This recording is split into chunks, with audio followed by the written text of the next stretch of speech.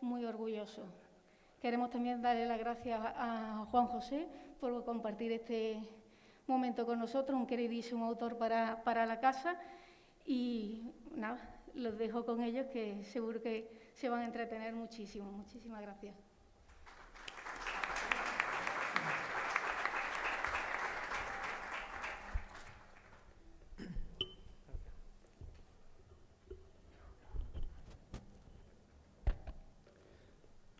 Señor vicepresidente del Círculo de la Amistad, querido amigo Nicolás, siempre es un placer venir a esta casa, que la siento como propia, como socio también, pero como cordobés. El Real Círculo de la Amistad está abierto a Córdoba y yo creo que la prueba es hoy que el poder de convocatoria de Teo y de Julio Romero encuentra un marco espléndido en este Salón Julio Romero de Torres, precisamente del Real Círculo de la Amistad. Ana Cabello, editora de Almuzara. A mí hace años me definieron, es de la cuadra de Almuzara. Yo publico con Almuzara, entonces para mí Almuzara es como de la familia. Son ya, creo que, más de 10 libros publicados con Almuzara y cada uno ha sido pues una aventura, una historia de amor y me siento de la familia. Yo para Almuzara solamente tengo palabras de elogio, pero ojo, no por yo ser autor de Almuzara, que también, lógicamente, por eso lo que estoy es agradecido. Las palabras de elogio es por cómo cuidan la edición de los libros, cómo han mantenido su sede en Córdoba, siendo una editorial de referencia nacional e internacional, pero en una apuesta por Córdoba. Su sede social sigue estando en Córdoba. Ellos venden por todo el mundo. Y, bueno, tienen una parte de sus publicaciones que se las dedican a Córdoba, pero su catálogo es amplísimo de muchísimos temas. De modo que, Ana, enhorabuena y todos mis elogios para la editorial Almuzara se lo traslada a todos esos amigos que tenemos allí. Y, bueno, aquí tenemos al padre de la criatura, nunca mejor dicho, Teodoro Fernández Vélez. A partir de ahora le diré Teo, porque igual si le digo Teodoro no responde, entonces le voy a decir Teo. Teo y yo nos parecemos en varias cosas, y él lo sabe. Bueno, los dos somos cordobeses, los dos estudiamos en el mismo colegio, en el Colegio Cervantes de los Hermanos Maristas. Incluso aquí, hoy presentes, hay profesores que compartimos, como son don Antonio López Balbuena y don Antonio Pérez, y también el hermano Carlos, los saludo. Estar en los maristas marca. Más similitudes. Los dos estudiamos en el viejo caserón de Filosofía y Letras, en el antiguo hospital del Cardenal Salazar. Él hizo Historia del Arte, yo hice Historia. Los dos publicamos en Almuzara y los dos hemos tratado a Julio Romero de Torres. Él, en esta primera obra, hace una gran biografía de Julio Romero de Torres y une su vida y su obra. Es la primera vez que se une la biografía de Julio Romero con el estudio de su obra. Esa es la gran particularidad. Yo hace años publiqué con Almuzara también otro estudio de Julio Romero, pero la Córdoba de Julio Romero, de cómo era aquella Córdoba que vivió Julio Romero y que divulgó. Pero hay una cosa en la que no nos parecemos, pero un detalle nimio. El año de nacimiento, solamente en las decenas nos diferenciamos. Cualquier cosa, ¿no? El 1, el 9, el 1 final es lo mismo, pero él tiene un 8 ahí en las decenas y yo tengo un 6. Por eso es insultantemente joven él y yo ya tengo la tarjeta dorada de Renfe. Pero bueno, por lo demás, nos parecemos en muchas cosas y para mí es un placer que él quisiera que yo prologase su libro y que además se lo presentase.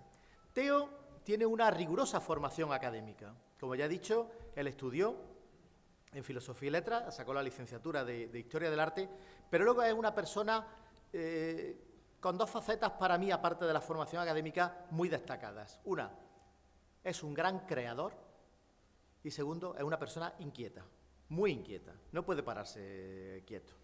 Entonces, esa inquietud y ese afán de creación le llevó a convertirse en un gran intérprete del patrimonio cordobés, a realizar pues rutas, la primera ruta en el año 2012, la ruta de las leyendas de Córdoba, y luego, bueno, pues se especializó en un cordobés eterno, como es Julio Romero de Torres, de la mano de la Fundación Prasa, que saludo aquí a su representante. De la mano de la Fundación Prasa, pues realizó durante 5 años el mes de Julio Romero de Torres en Córdoba, que contribuyó mucho a la divulgación, porque creo que el gran mérito que tiene Teo es que divulga bien. La cultura no tiene que quedarse en el Olimpo, la cultura tiene que llegar al pueblo. Y Córdoba, que tiene tan grandes hijos y tan grandes momentos de la historia, los cordobeses debemos conocer a esas personas. Y yo creo que Teo en eso tiene un sobresaliente. Junto a esa labor divulgadora, de intérprete del patrimonio, él tiene otras actividades, trabaja con la Fundación Prasa, trabaja con la Asociación de Amigos de los Patios, a cuyo presidente, que hoy nos acompaña, lo saludo también, y ha trabajado en el Museo de Alquimia, en la Casa del Caballo Andaluz. Por tanto, Teo, una persona que merece todo nuestro cariño y toda nuestra atención, porque este es su primer libro, pero estoy seguro que se va a seguir hablando de Teo mucho en adelante, porque esa formación académica, esa inquietud y esa creación se juntan con un amor por Córdoba. Creo que lo digo yo en el prólogo. Decían los antiguos manuales de enseñanza, ¿qué hace falta para enseñar latín a Juan? Lo primero que hace falta para enseñar latín a Juan es querer a Juan. Entonces, ¿qué hace falta para estudiar a Córdoba? Pues lo primero que hace falta para estudiar y conocer a Córdoba es querer a Córdoba. Y sin duda alguna, Teo la quiere, la ama y lo demuestra. Y vamos a entrar en faena, Teo. Yo le propongo, no puedo evitar ser profesor, lo he sido muchos años, hacerle un examen. Aquí van 11 preguntas, por supuesto todas con mala intención. Preguntas sobre el libro, no hay límite de tiempo, puedes responder tranquilamente, te lo puedes pensar, porque seguramente esto se está grabando y lo que tú digas va a quedar para la posteridad, ¿vale? Pues cuando tú estés preparado, ¿has bebido agua? He bebido agua, ¿se me oye bien? ¿Sí? Sí, yo voy a beber agua también porque no es un trago hacerle una faena a un amigo. Pues mientras Juan José bebe, yo, en primer lugar al Real Círculo de la Amistad, hoy representado por Nicolás, y también a los técnicos de la casa, que varias veces hemos colaborado a lo largo del año, le quiero dar las gracias, y muchísimas gracias a todos los que estáis aquí hoy, porque bueno, me siento emocionado, porque tengo pues desde ex jefes como Salma por aquí, jefes en curso, otros por aquí, por el lado, uno en el derecho y otro en el izquierdo, vecinos de toda la vida, vecinos de mi madre, profesores del instituto, familiares, amigos, etcétera, etcétera. Así que muchísimas gracias y espero no emocionarme en ningún momento y poder responder. Y profesores de la UCO, también tengo algunos por aquí. Ah, verdad. Gracias. Venga, ¿empezamos? Adelante. Teo, dicen que publicar un libro es como tener un hijo. ¿Cómo llevas la paternidad? Bueno, no puedo comparar, creo. Que yo sepa, no tengo ningún hijo, libro solo uno. Y, por tanto, la comparación es complicada, pero sí es cierto que puedo hacer un comentario en esa línea, porque he releído el libro, algo que estaba evitando hacer durante meses, he releído el libro precisamente para este... ¿Se acopla un poco? ¿No? ¿Oigo yo un pitidillo? ¿No? Lo oigo yo entonces solo. He releído el libro para este evento, y curiosamente me ha gustado más de lo que yo esperaba. Es decir, mi experiencia es que mientras uno escribe, le va gustando evidentemente lo que va escribiendo, por eso lo hace, o por eso lo deja así, pero lo que yo viví fue que en el momento en el que yo envié el archivo definitivo con el libro, no tuve que esperar a tenerlo ya en la mano editado. Simplemente en el momento en que lo envié y al día siguiente me dio por revisarlo, yo ya le veía 1000 cosas que tenía que cambiar, 1000 cosas que estaban mal, lleno de inseguridad, ¿no? Durante meses. Y salió el libro y yo no he vuelto a echarle muchas cuentas. Y sin embargo ahora lo he visto con el tiempo y ahora sí me ha gustado. Digo, uy, qué bien expresé esto, qué bien investigué lo otro, qué bien me ha quedado tal parte, qué bien en general, o qué digno cuanto menos en general. Con lo que me acuerdo mucho de lo que dicen, a ti que te gusta el deporte, lo que dicen muchas veces en la Olimpiada, los que ganan la medalla de plata, que dicen, ahora mismo estamos abatidos porque hemos perdido la final, pero sabemos que con el tiempo esto lo valoraremos, ¿no? Pues a mí me ocurre algo así, a pesar de todos los errores que yo le encontraba, o errores entre comillas, que yo le encontraba al libro recién salido, no recién salido, insisto, antes de estar publicado. En cuanto yo mandé el libro definitivo a la editorial, ahora lo veo con el tiempo y digo, la verdad es que me gusta cómo ha quedado. Así que bueno, esa paternidad, entre comillas, por ahora se ha vuelto de un poco ambivalente a satisfactoria. Bueno, el niño va creciendo y le va a dar mucha alegría al padre. Segunda, ¿qué te llevó a elegir a este personaje, a Julio Romero de Torres? Bueno, eso no lo elegí yo, ¿verdad, Ana?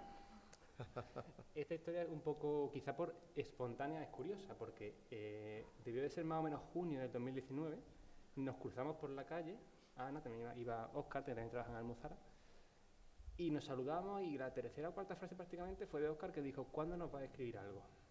Literalmente, me acuerdo. Y yo me hice el tonto, dije, escribir, y respondió él para la editorial.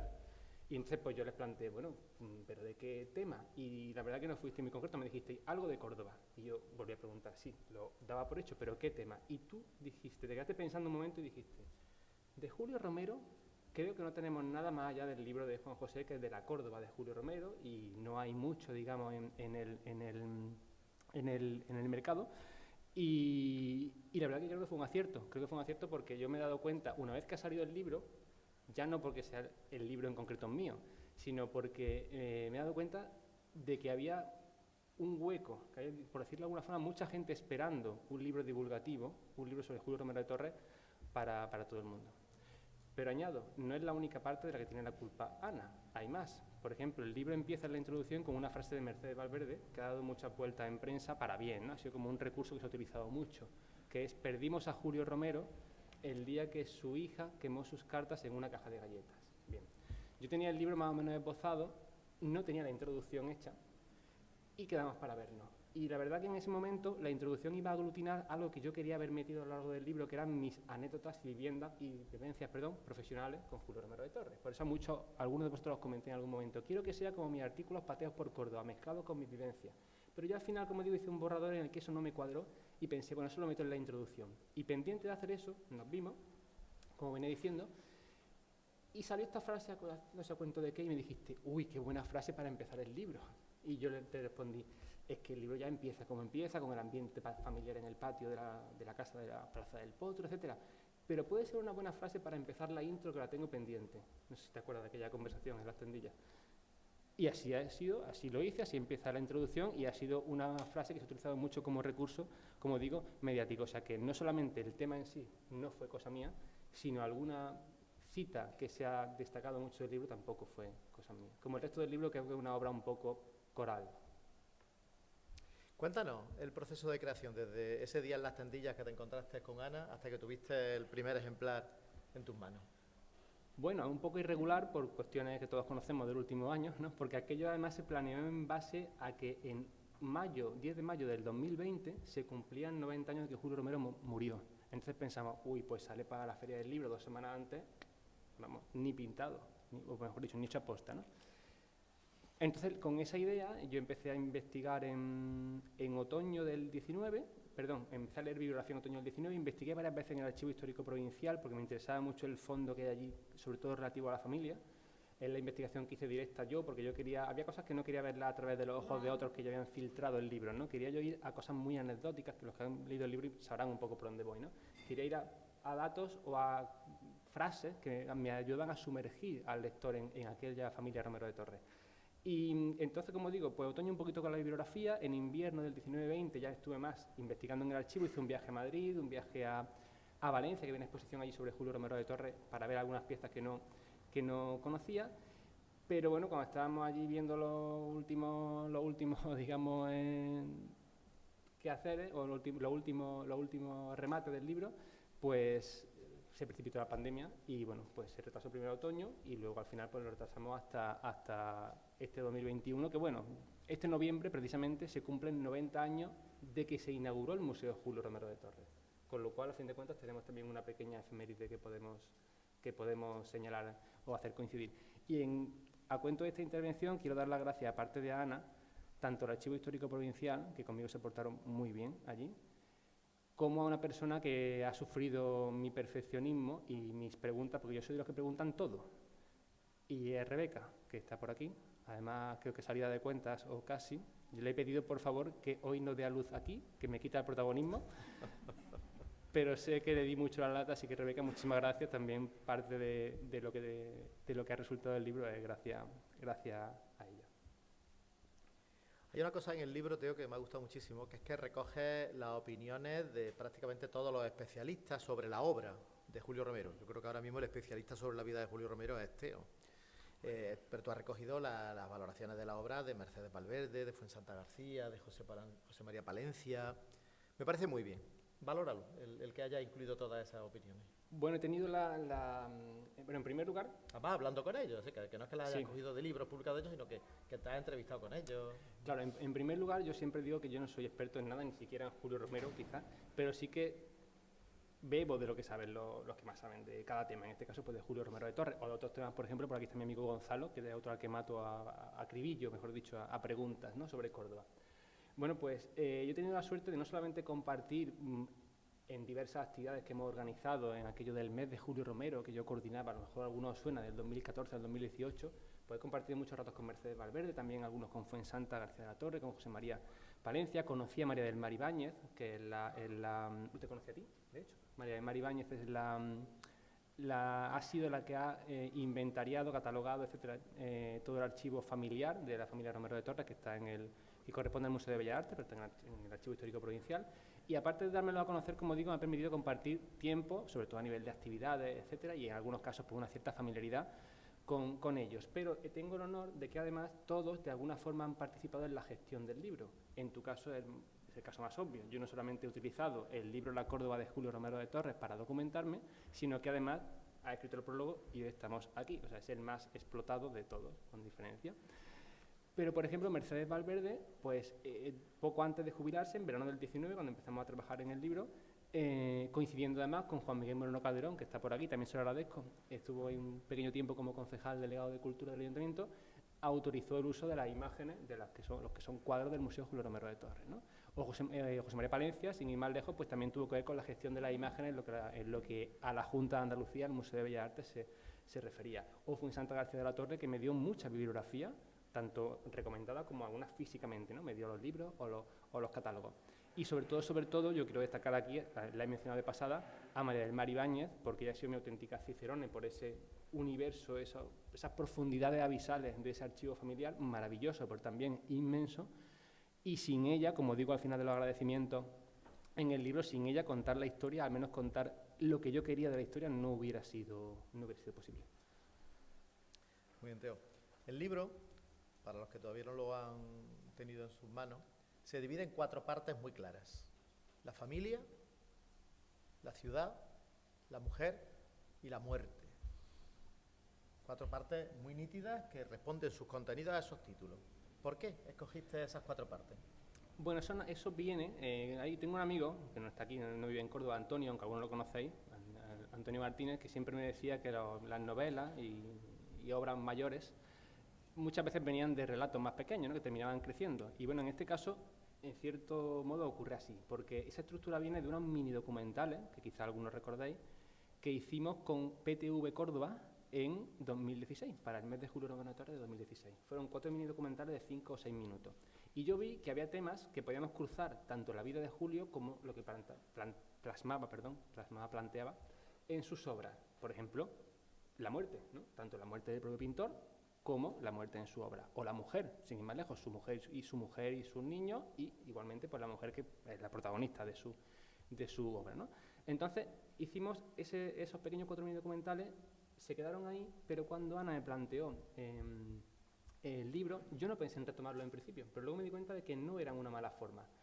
Añadí la introducción, como he comentado antes, y también añadí algo que yo creo que fue lo último, un pequeño epílogo, porque yo quería acabar con la muerte de Julio Romero, y así acaba el libro, de hecho. No quería tratar en principio nada que estuviera después, cronológicamente, de la muerte. Es más, en principio no iba a tratar ni el funeral, que al final sí lo trato, pero no iba a tratar ni el funeral.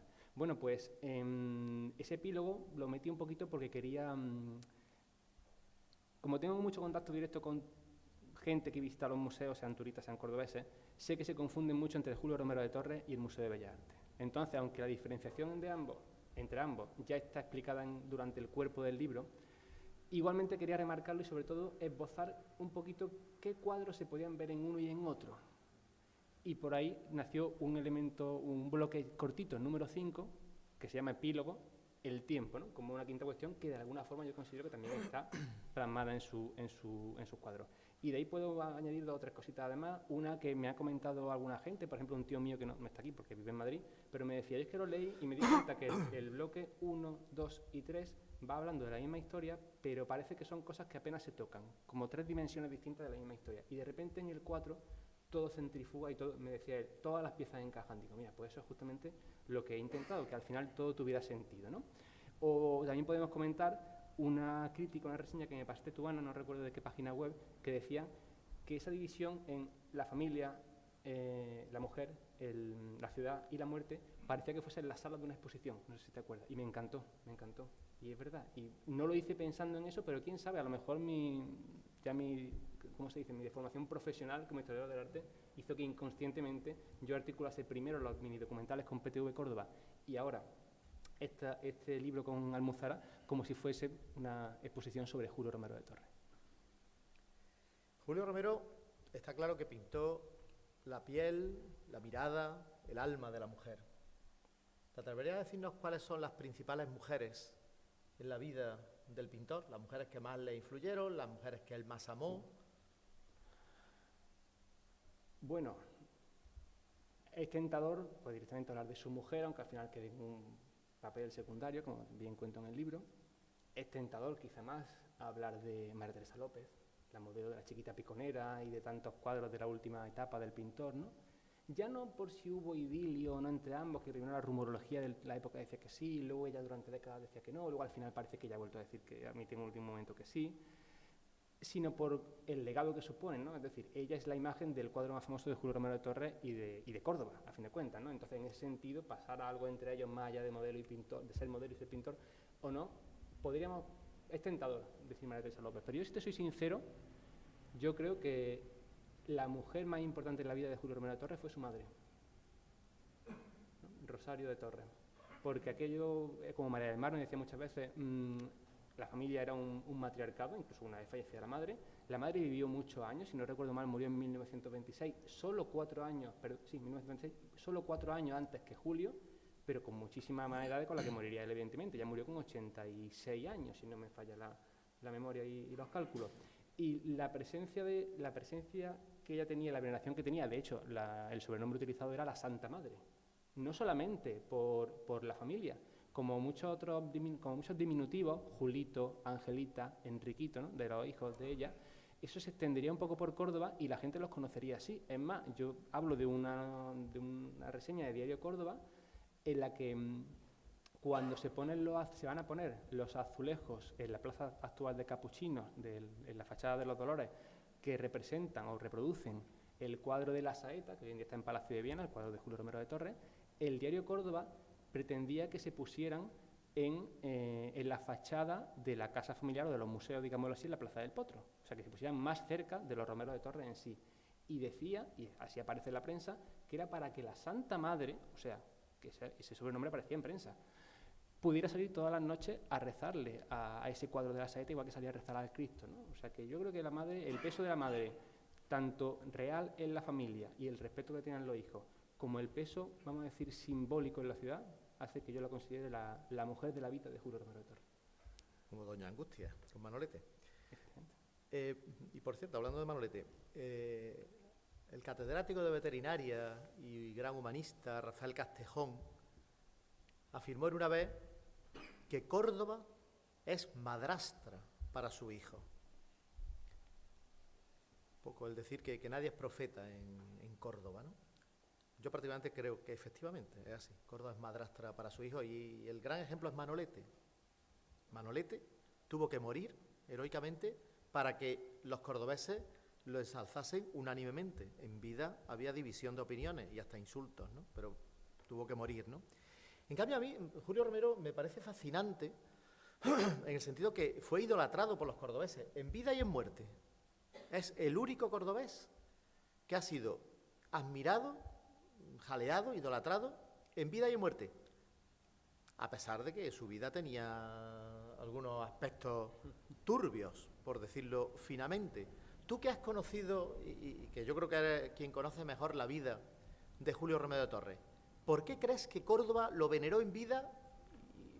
Que es sobre todo lo importante, ¿no? Porque en muerte, bueno, pues ya es la fama y todo, ¿no? Pero ¿cuál fue el secreto de que Julio Romero fuese venerado en vida? El entierro fue tremendo, y cómo hoy en día sigue siendo, pues, un cordobés reconocido por los cordobeses como uno de los pilares de la historia de la cultura de Córdoba. ¿Por qué? ¿Cuál es el secreto de Julio Romero? ¿Qué hizo bien? Para que aprendamos los demás, claro. Bueno, hay algo que yo creo que esta idea, de hecho, porque es muy concreta, no la menciono en el libro. Yo creo que hay algo importante de Julio Romero, también fuera de Córdoba, pero sobre todo en Córdoba, durante la vida, en primer lugar, que era que él era muy cercano, tanto, hablo a nivel, no sé si personal, sospecho que también, pero sobre todo a un nivel cultural y a un nivel de su producción artística, quizá no de clientela, pero que ese nivel de producción era cercano tanto al universo popular como a la élite, ¿no? En eso era un poco dandy, vamos a decirlo así, ¿no? Tanto lo popular y auténtico y más llano, como el otro extremo, que sería la élite cultural o económica. Y creo que eso hacía, bueno, pues que tuviese una cierta aceptación, vamos a decir, general, ¿no? en vida. Aparte, se va fuera de Córdoba, pero se va fuera de Córdoba, me atrevo a decir, lo suficiente. Es decir, Antonio Gala, por ejemplo, habla mucho de esa Córdoba a la que volver, a la que algún día quería volver, pero a lo mejor no vuelve nunca, pero sabe que es una ciudad en la que se está aquí. A Gala lo cito en el libro, que decía algo así como que si estoy mucho tiempo en Córdoba, si estoy mucho tiempo fuera la echo de menos, si estoy mucho tiempo en Córdoba la echo de más. Entonces, quizás Julio Romero sí tuvo el punto justo de me voy fuera, pero vuelvo a menudo, sigo en la casa familiar, pero trabajo en Madrid, con lo cual crezco económica y artísticamente, pero al mismo tiempo no pierdo mis raíces. Mi madre, mi mujer está en Córdoba, mis niños están en Córdoba. Yo creo que esa distancia, no voy a decir calculada, pero no exagerada, sino esa ida y vuelta, creo que fue un poco, a lo mejor casualmente, pero fue ideal para que Córdoba lo valorase, pero no lo olvidase ni tampoco lo tuviese aquí todo el día y por tanto acabase un poco cansada, vamos a decirlo, de él, ¿no? Y luego, en lo que se refiere a la muerte, influyó mucho, eso sí lo digo en el libro, sin duda, como en Manolete, en la segunda idea que ha comentado Manolete, en la parte del éxito, influyó mucho que murió en pleno éxito, vale la repetición. No es lo mismo que hubiese muerto con una cierta edad, ya un poco diluida su fama, diluido su apogeo, que en el caso de Julio Romero, que muere en pleno éxito. Es más, lo que comentaba antes del funeral. Yo el funeral no pensaba mencionarlo en el libro, pensaba acabar, como de hecho acaba, con la muerte de Julio Romero. Antes me ha dicho alguien de broma, no sé qué del final, digo, me falta leer el final. Ah, sí, mi antiguo profesor de Historia del Arte, Antonio Pérez, me ha dicho, me falta el final, digo, te lo voy a, como se dice ahora, spoilear, al final muere, ¿no? Entonces, bueno, pues el libro acaba con la muerte de Julio Romero como yo tenía pensado. Y no tenía pensado mencionar para nada el funeral. ¿Qué ocurrió? Que en los últimos días en el archivo, buscando algunas cosillas, casi casualmente encontré documentos que me resultaron muy curiosos y al final lo incluí como la forma de abrir el bloque dedicado a la muerte, como un paso atrás, ¿no? El funeral es multitudinario, ¿por qué? Pues porque muere en época de éxito. Y ahora ya vamos a hablar de los últimos años, como un paso atrás, ¿no? Como se hace mucho en el cine. Tiene un nombre técnico en el cine que no me acuerdo. ¿Flashback? Sí, puede ser flashback. No me acuerdo cuál es, seguramente sea flashback. Y entonces, ¿qué es lo que eso provoca? Nadie me lo ha comentado nunca, pero para mí sí sería llamativo, que a pesar de que hablo mucho del funeral, no hay fotos, porque ya las había pedido para el libro. Es decir, yo pedí las fotos para el libro antes de decidir que sí iba a hablar del funeral. Y por eso no hay foto del mismo, pero sin duda fue tan multitudinario como el de Manolete, por eso, porque ambos mueren en el momento de esplendor de su respectiva carrera. Me ha gustado la respuesta, me quedo con ella y te citaré cuando escriba, ¿Ah, sí? Porque Julio Romero fue tan querido en vida. Me gusta. Cuadros de Julio Romero, ¿cuáles son para ti los más bonitos, los más importantes? Pongamos un número, 5. 5. Bueno, voy a obviar la Chiquita Piconera. Se lo vamos a quitar de la... Hombre, vale. Yo lo voy a obviar para ¿Sí, decir la algo... obvia? Para Hombre, decir, la Chiquita Piconera es todo por eso una mismo, declaración de intenciones de la mujer cordobesa. Por eso mismo, no va a entrar en la ecuación la Chiquita Piconera. Para mí Cante Hondo, Cante Hondo, nunca sé bien cómo se pronuncia, que también es una de sus últimas obras y yo la comento en el libro como su testamento pictórico, vamos a decirlo así. Otra obra que para mí es, quizás, si tuviese que elegir una, me dirías, ¿cuál es la obra más bonita, más bella de Julio Romero de Torres? Quizás te diría Muerte de Santa Inés. Por su madre, ¿no? Que efectivamente, esa obra se la quisieron comprar en Buenos Aires para la catedral, tendríamos un Julio Romero de Torres en la catedral de Buenos Aires, y al final él la quiso traer de vuelta porque a su madre le gustaba mucho. Las dos que he mencionado están aquí pasando, o sea que en algún momento las veréis. Muerte de Santa Inés es una apaisada con la santa evidentemente fallecida, y bueno, Cante Hondo es la que tiene la señora de pie desnuda con la guitarra, ¿no? He dicho dos, ¿no? Sí. sin duda la que se ha usado para la cubierta del libro, la consagración de la copla. Otra que me parece preciosa, y esa hay que verla en directo, yo animo a la gente a verla en directo, está en Palacio de Viana, es Amor místico y amor profano. También por irme un poquito a la época más temprana de su pintura, que también está, esa justamente, casualmente es esa, pero esa hay que verla en directo, es espectacular en directo. Y por irme un poco a la juventud, a la época menos reconocible, menos Julio Romeriana, por decirlo de alguna forma, diría las de aquí, las del círculo. Sobre todo la de los seis paneles que son, no tanto la que es apaisada, que era para el techo de la barbería, sino los otros 6, del encargo de 1905, si no recuerdo mal, son preciosos. Otra cosa es que no lo identifiquemos con el Julio Romero de Torres habitual, ¿no? Ese Julio Romero de Torres de juventud, que está tanteando, está probando cómo se encuentra bien pintando, cómo gusta a la gente también, que pinte. Y bueno, esto parece que no tuvo mucho éxito en su momento, y quizá por eso no siguió por ahí, o eso insinúa Mercedes Valverde, que quizá por eso esta especie de simbolismo tan arcádico, tan espiritual, no siguió con esa estética. Es cierto que siguió siendo un pintor simbolista, pero como el simbolismo no implica necesariamente una estética, sino una filosofía, pues él siguió con esa filosofía, pero aplicando una estética, pues bueno, la que todos conocemos, un poco más, no sé si decir, más castiza, más andaluza. 5 he dicho, ¿no? En realidad aquí he dicho 6, pero bueno. Hombre, la chiquita peconera va de serie. Sí. Yo añadiría, me permito el lujo de ponerte sí, uno más. por supuesto. Mira qué bonita era. Mira qué bonita era. Es un cuadro bastante desconocido de Julio Romero de Torres, pero que recrea mucho el ambiente de un patio cordobés del siglo XIX. Representa el funeral de una chica, de una niña que había muerto, y que en las casas de vecinos del siglo XIX, que Ricardo de Monti refleja también, pues cedían. En la planta baja de la casa había una gran sala que se dedicaba para las fiestas, pero también para los velatorios. Entonces el velatorio de ella, ¿no? Y aparece un autorretrato de Julio Romero al fondo, que parece que se asoma para mirar ese velatorio. Y bueno, él le dedica una soleá. Mira qué bonita era, que parecía la Virgen de Consolación de Utrera. Es un Julio Romero absolutamente distinto al que comienza luego con Musa Gitana y con los que ha dicho Teo, pero que yo creo que merece la pena tener en cuenta también esa primera etapa. Sí, porque y además, por su vinculación con algo tan importante como los patios, ¿no? Ese ambiente popular de vecinos que había. además yo lo vinculo en el libro, de hecho no lo comento en la época en la que él lo realiza, que es a principios de, bueno, en época de juventud también, ¿no? Cuando hay cuadros que no parecen nada de Julio Romero, hoy no diríamos que son de Julio Romero de Torres, sino que lo comento al final junto a Cantejondo, porque hay una cierta correspondencia entre ambas obras al punto de que el féretro que pinta es el mismo en ambos cuadros. Entonces un poco yo lo comento como que de alguna forma cierra un círculo dentro de muchos remakes que hace. La propia Chiquita Piconera es un remake de Vividoras del Amor, un cuadro de juventud que era de prostitución también, que de hecho por aquí en algún momento pasará uno que es muy amarillo, ¿no? Tampoco parece Julio Romeriano. Pues él en su etapa final, lo que luego fue la etapa final, en su etapa de madurez, podemos decirlo así, él retoma muchos temas dándole una nueva forma. La propia consagración de la copla, pues tenemos otro que es la copla, con la navaja en el liguero y todo, está en el Museo Julio Romero de Torres. Entonces, él retoma temas y uno de ellos es, de alguna forma, el de Mira qué bonita era en Cantejondo. Ese detalle no lo sabía. Esta que viene ahora es de nota, la pregunta. Imagínate que te encuentras con Julio Romero delante, porque Julio Romero baje, no porque tú mueras prematuramente y te encuentres con él en los eternos estudios celestiales. Te encuentras con Julio Romero, nada, paseando por Córdoba un día, solamente lo ves tú, él te felicita por el libro, dice, mira, me has reflejado muy bien, y te dice, te dejo que me haga alguna pregunta. ¿Qué pregunta le harías? Aparte de superar el momento de susto. La propia escena que has comentado va un poco con la respuesta. O se puede relacionar con la respuesta, porque según lo hacía iba pensando, no sé si habéis visto la película Midnight in Paris, de Woody Allen, que todas las noches se sube el protagonista en un coche que le lleva a París de hace un siglo, a París de los surrealistas y demás, ¿no?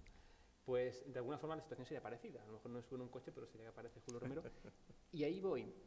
Julio Romero de Torres, en sus últimos años, quería exponer en Nueva York y mudarse a París. Eso lo iba a decir en prensa, yo lo comento en el libro, no es un hecho muy conocido, pero era así, a él le encantaba Madrid, pero llegó un momento en el que decía que a él ya las ciudades de menos de 800.000 habitantes no, y Madrid entonces tenía menos.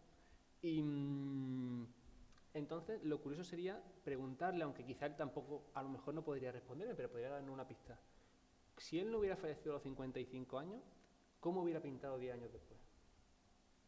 Sobre todo con la influencia probable de haberse ido a vivir a aquel París, no a un París de cualquier momento histórico, sino al París de aquel momento. Sería muy interesante, todo sería elucubración, ¿no? Pero si su pintura ya va cambiando con sus viajes a Madrid, si su pintura cambia muchísimo con simples viajes al extranjero a principios del siglo, por el ejemplo que hemos comentado, de Mira qué bonita era, o los murales de esta casa, a esto que vemos aquí, o la Musa Gitana, que distan 2-3 años unos de otros, ¿no? Este es un poquito posterior. Pues, ¿qué hubiera pasado si Julio se hubiese codeado con los surrealistas en París? De hecho, Cante Hondo ya tiene un buen toque surrealista. Parece un cuadro de un fotograma de Buñuel, prácticamente. Buena elección de pregunta, interesante respuesta la que le daría a Julio Romero. Esa sería una alegría saberla. ¿Para dónde pensabas tirar, Julito? Sería algo así, ¿no? Algo así. Como vamos acabando, vamos haciendo las preguntas más difíciles todavía. Hemos dicho que Julio Romero se dice que pintó el alma de la mujer cordobesa, ¿no? Pero también se dice, se afirma, y yo creo que es cierto, que pintó el alma de Córdoba. ¿Qué es el alma de Córdoba? Ahí lo dejo. Podemos aprovechar para hacer publicidad de un libro que se llama, de un libro de Manuel Pimentel, justo que trata, ¿no? El alma de Córdoba a través de sus fiestas o algo así, me quito un poco el marrón de la pregunta. Pero no, te voy a responder porque yo he pensado mucho sobre esto, porque yo hablo mucho del alma de Córdoba de una forma u otra en el libro. Yo creo que cuando hablamos del alma de Córdoba, algo intangible que no se puede tocar, que no se puede ver directamente, en teoría lo percibimos a través de otros matices de la ciudad.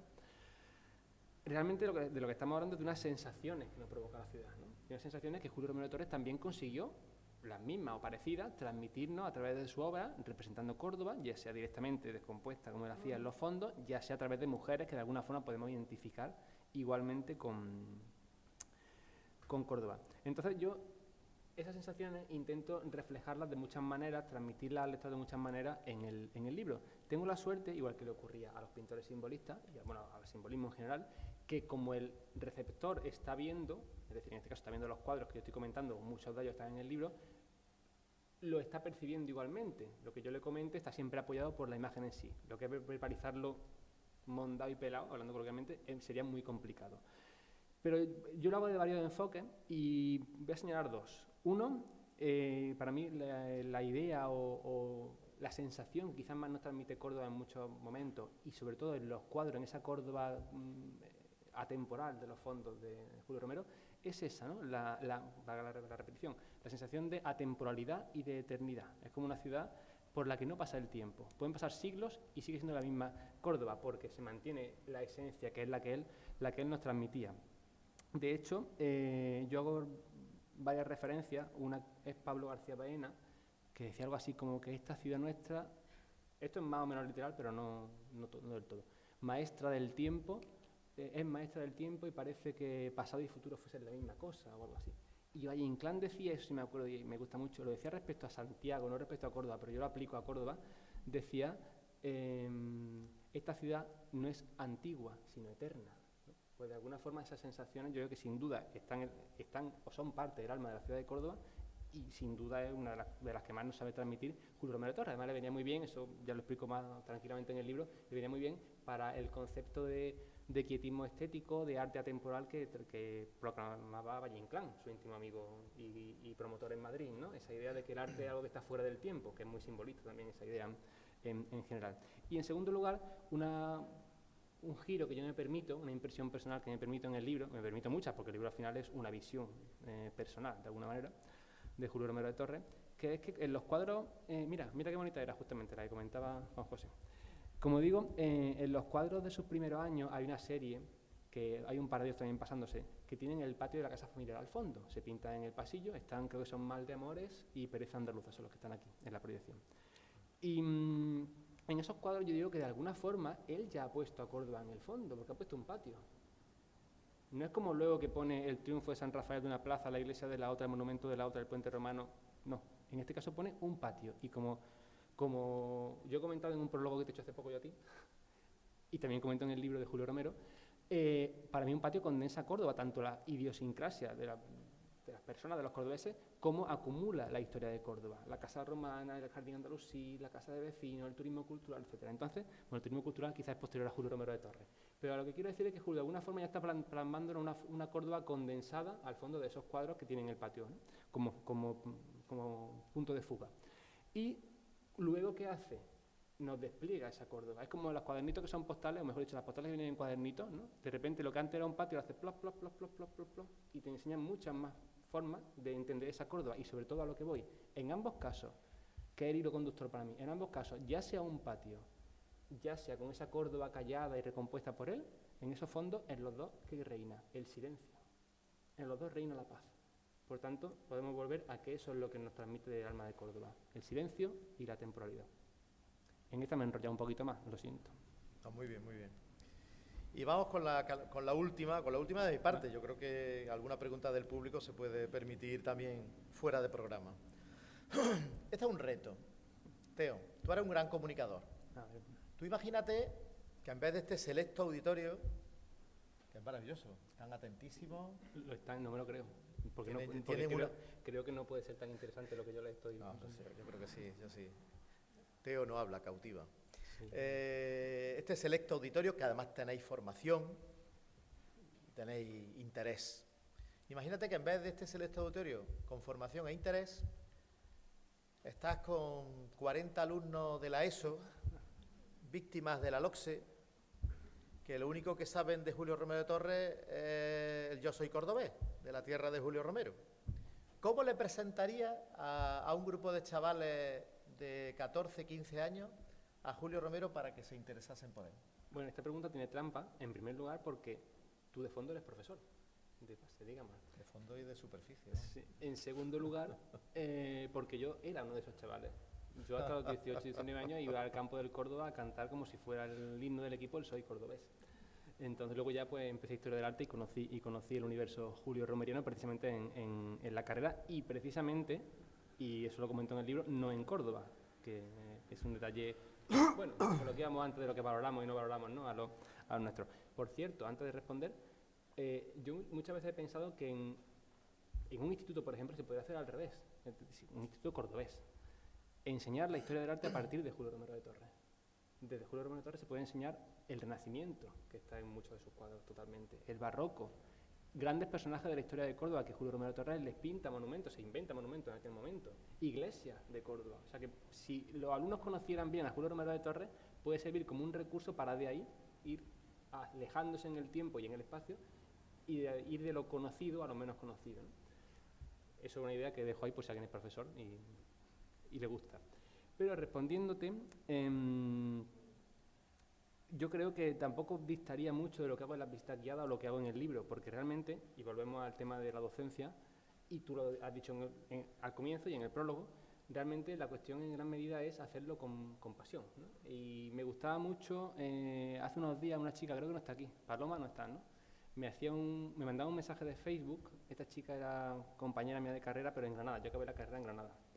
Y el mensaje lo compartí en mis redes sociales, quizá alguien lo vio, y me decía, entre otras cosas, que era una narración emocional, una descripción que me gustó mucho para el libro, porque es lo que yo he pretendido, que tenga una fuerza que no sean solamente los meros datos. Yo he pretendido sumergir a la gente en mis sensaciones y en las de ellos, a fin de cuentas. Me lo dicen mucho en las visitas guiadas. Y yo he llegado aquí a la gente en sitios arqueológicos que sabían mucho más que yo, pero salían encantados porque me decían, es que se nota que te gusta mucho, ¿no? Al final, la pasión puede muchas veces más que el conocimiento. Y ahí podemos hacer muchos guiños cinematográficos. No sé si habéis visto la película Big Fish, que es una de mis favoritas, cuando el protagonista mayor, le dice a la nuera, que es la actriz Marion Cotillard, esta francesa guapísima, le dice, mejor que esta historia te la cuente yo, como he contado muchas historias, y no mi hijo, porque mi hijo te la habría contado, con todos los datos y nada del sabor. Y yo creo que esa idea es muy importante. Hace unos días también veía algo parecido en precisamente una película, Ana, en El editor de libros, que el editor le dice al escritor algo así como que no se trata del número de páginas, se trata de contar una historia, ¿no? A fin de cuentas. Y podremos hacer muchas más. Me acuerdo de un escritor, creo que Martín López Vega, creo que se llama, que antes tenía algo que ver con el suplemento cultural del mundo, que hace como 20 años, me acuerdo que sacó un libro que era un recopilatorio de relatos o literatura de viajes. Bueno, pues Martín López Vega hacía en la introducción un decálogo, como los 10 mandamientos, del viajero romántico. Y uno de ellos se me quedó grabado porque decía Cuando uno conoce una ciudad o viaja a una ciudad, lo importante no es el nombre de la calle por la que pasean las muchachas más guapas. Lo importante es cómo huelen esas muchachas. Entonces, como vemos, va un poco redundando en esa idea de que los datos tienen que estar, sí. La rigurosidad tiene que estar, sí. Pero uno, hay que hacerlos llegar, y dos, creo que es muy importante hacerlo sumergiendo de alguna forma en el relato real en este caso, al receptor. Con lo cual te respondo, cierro la respuesta diciéndote que para mí la cuestión no sería tanto qué contarle a esos alumnos, sino cómo contárselo. Pues está muy bien, yo creo que se merece un aplauso el muchacho, ha aprobado. Bueno.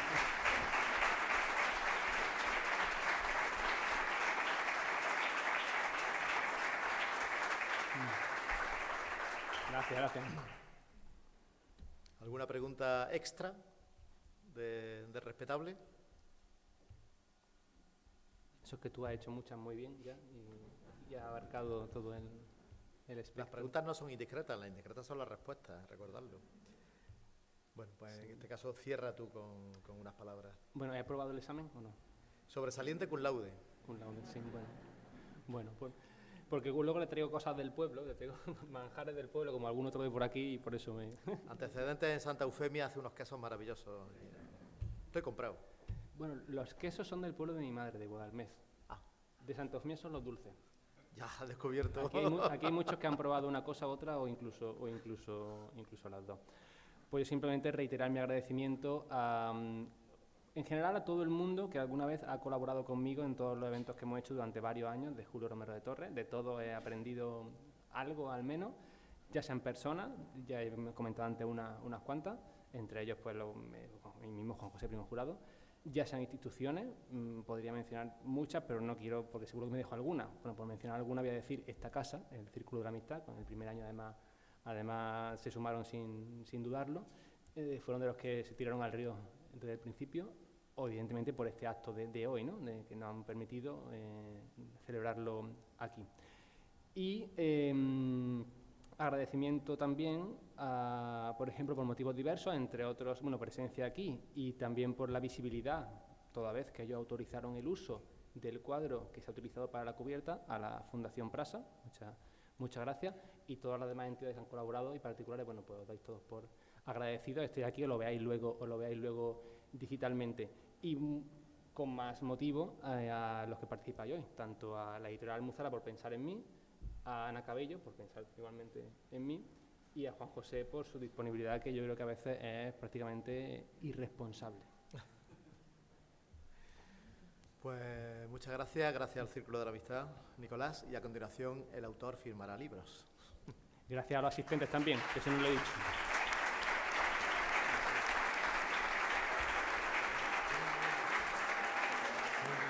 ¿Sí?